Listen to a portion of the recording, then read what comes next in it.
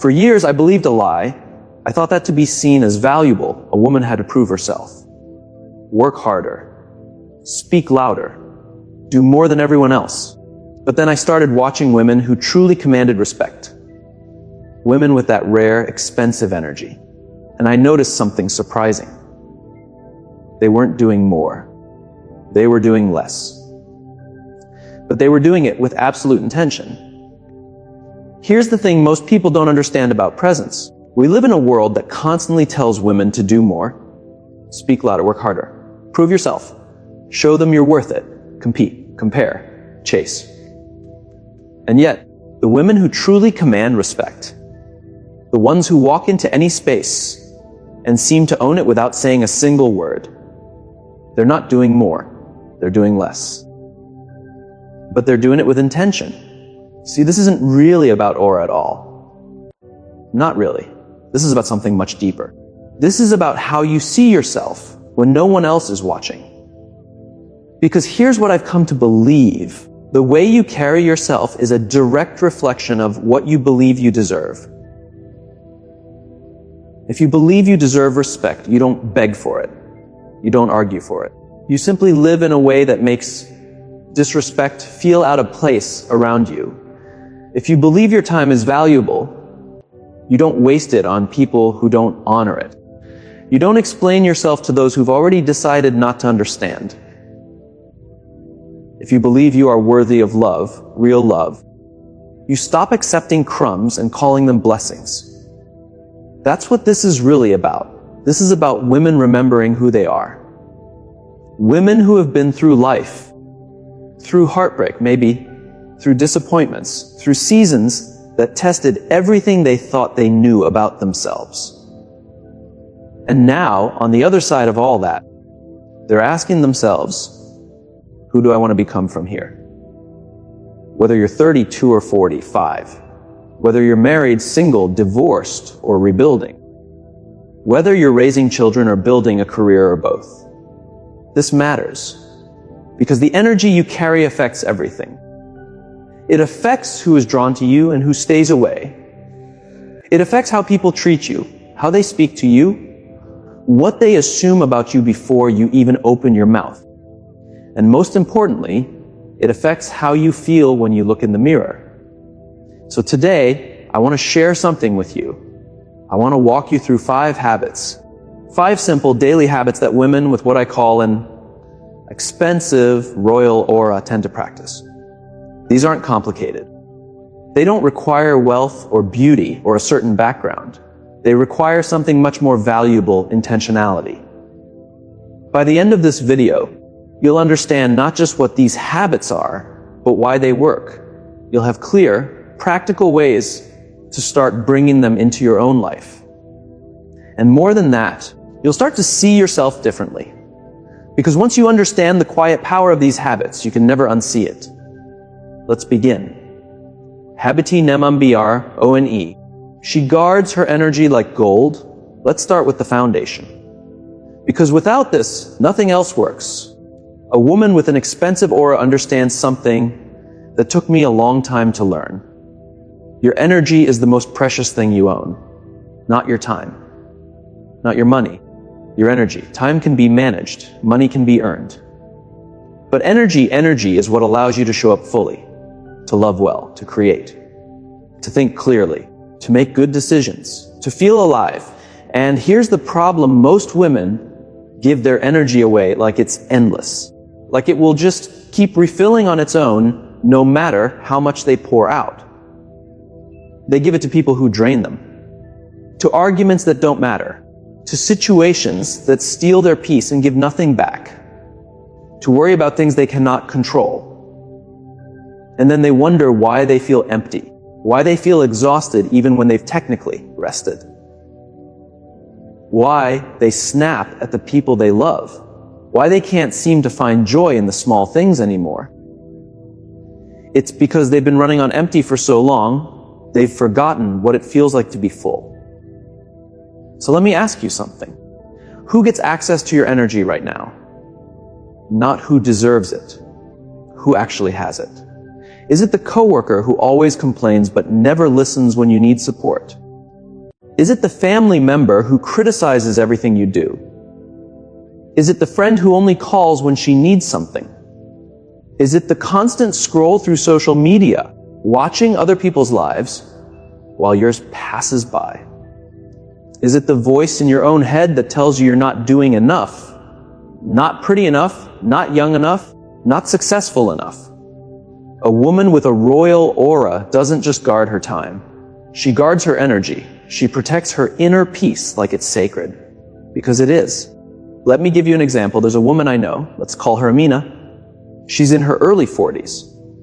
A mother of 2. Works full-time. Has extended family that constantly needs something from her. For years, Amina said yes to everything. Every request. Every favor. Every invitation. She thought being a good woman meant being available to everyone all the time. But slowly, something in her started to dim.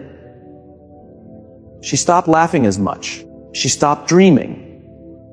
She was always tired, always irritated, always feeling like she was failing even though she was doing everything. One day, she looked in the mirror and barely recognized herself. That was her wake-up call. She started making changes. Small ones at first. She stopped answering every phone call immediately. She started taking walks alone without guilt. She began saying no to events that drained her, even if people got upset, and something interesting happened. At first, some people were confused. A few were even angry. But over time, a shift occurred. People started treating her differently, with more respect, more consideration, and she started treating herself differently too. She found her spark again, not because her circumstances changed, but because she changed what she allowed to touch her peace. That's the power of guarding your energy.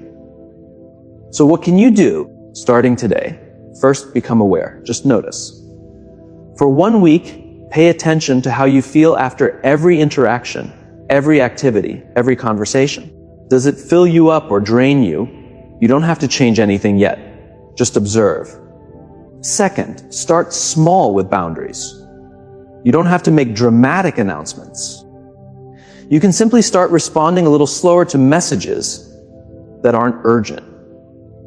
You can excuse yourself from conversations that feel toxic. You can leave a gathering early if you need to. Third, create a daily practice that refills you. Something that is just for you. Not productive. Not for anyone else. Just for the restoration of your own spirit. Maybe it's 10 minutes of silence in the morning. Maybe it's a walk. Maybe it's prayer or journaling, or simply sitting with a cup of tea before the world wakes up. A queen doesn't pour from an empty cup. She knows that protecting her energy isn't selfish. It's necessary. And the beautiful thing is, when you're full, you actually have more to give to the people who truly matter. Abi Nembiarti Dubbo, she speaks with intention, not impulse. Here's a truth that might be uncomfortable at first. Your words shape your world. Not just how others see you, how you see yourself, how you experience your own life. Every time you speak, you are creating something. You're either building up or tearing down, adding beauty or adding noise, opening doors or closing them.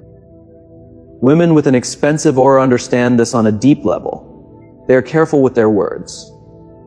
Not because they're cold or distant, but because they understand the weight of what they say. Let me explain why this matters so much. Think about the women you admire.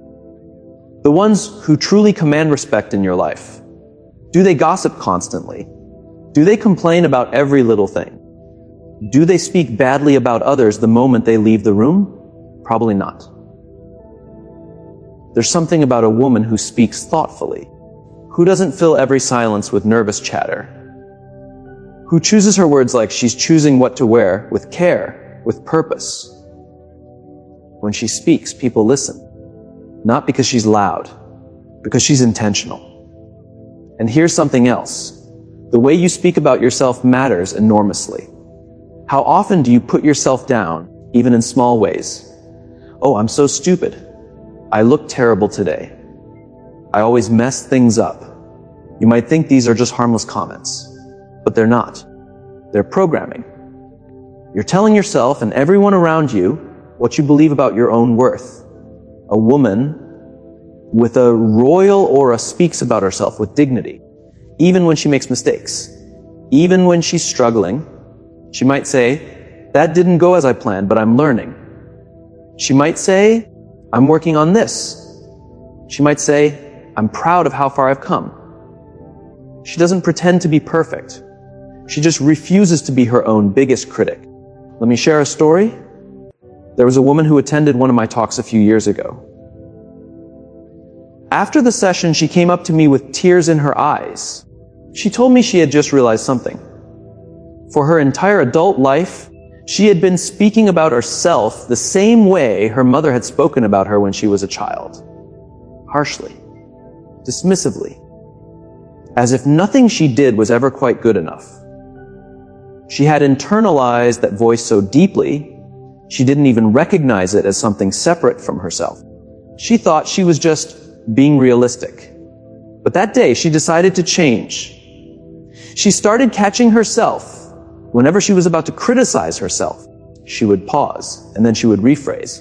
Instead of, "I'm such a failure," she would say, "This was hard, but I showed up anyway." Instead of, "No one could ever love someone like me," she would say, "I am learning to love myself, and that's what matters most right now." It took time.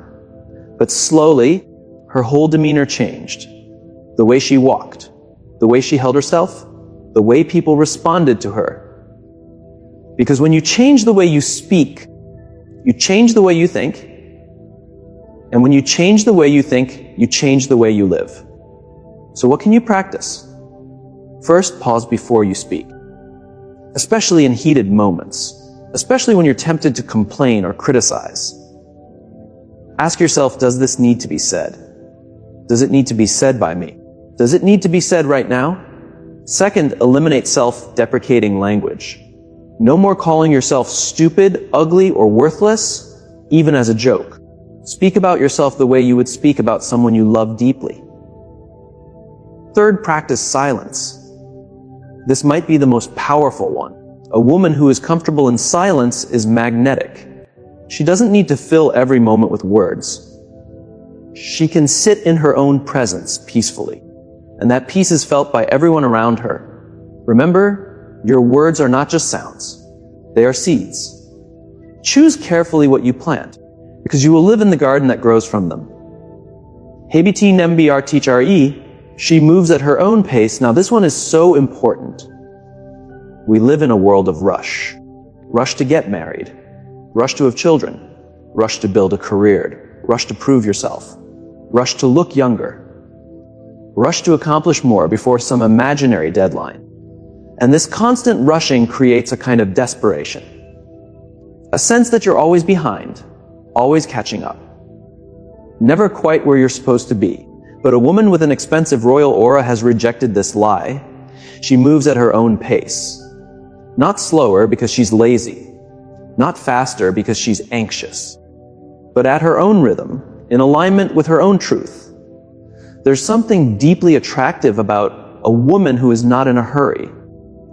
She doesn't rush into relationships because she's afraid of being alone. She doesn't rush to respond to every demand because she's afraid of disappointing people. She doesn't rush through her own life because she's afraid of what others might think. She trusts her timing. She trusts her path.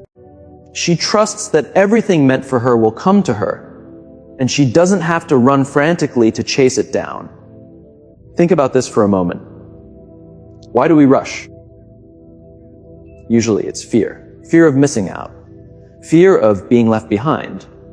Fear of what people will say if we don't meet their expectations on their timeline. But when you really understand your worth, you stop operating from fear. You start operating from peace. You understand that your life is not a race. There is no finish line where someone is waiting to hand you a trophy. There is only this moment and how you choose to live it. Let me tell you about a woman named Grace. Grace got married at 23 because everyone around her was getting married. She didn't listen to the small voice inside her that said, wait. She was afraid of being the last single girl in her friend group. The marriage was difficult. It ended after 7 years. By the time she was 32, she felt like a failure. Everyone else seemed to have figured it out. Houses, children, happy family photos on social media, and there she was, divorced, starting over, feeling like she was running a race she had already lost. It took her a long time to realize the truth. There was no race. She had been competing in a game that didn't exist, measuring herself against a timeline that wasn't hers. So she stopped. She started doing things at her own pace. She traveled alone. She went back to school for a degree she had always wanted. She took her time getting to know herself before dating again. And when she did meet someone new, years later, she was a different woman. A woman who wasn't desperate. A woman who knew her worth. A woman who could say no to good options and wait for the right one. Her life didn't follow the traditional timeline, but it was hers. And that made it beautiful. Here's what you can do. First, stop comparing your timeline to anyone else's. Social media is a highlight reel, not reality. You don't know what people sacrificed for what they have. You don't know their struggles. You only know your own journey, so honor it. Second, practice patience as power. When you feel rushed, pause. Ask yourself, is this urgency real, or is it fear dressed up as productivity? Learn to recognize the difference. Third, trust that late is not the same as never. Many women find their greatest love, their greatest success, their greatest purpose after 40, after 50, even later. Your story is not over, and the best chapters might still be unwritten. A queen does not rush. She arrives when she is meant to arrive. And when she does, the room feels her presence. Habi it nam biar fior, she invests in her inner world. This habit is perhaps the most invisible, but it might be the most powerful. A woman with an expensive aura spends significant time on what cannot be seen. She invests in her mind, her spirit, her emotional health, her wisdom, her peace. While others are focused only on the external, the appearance, the achievements, the possessions, she is quietly building something much more lasting. An inner fortress. Here's why this matters. Life is unpredictable. Things will be taken from you. Jobs disappear. Money comes and goes. Beauty fades. Even relationships can end.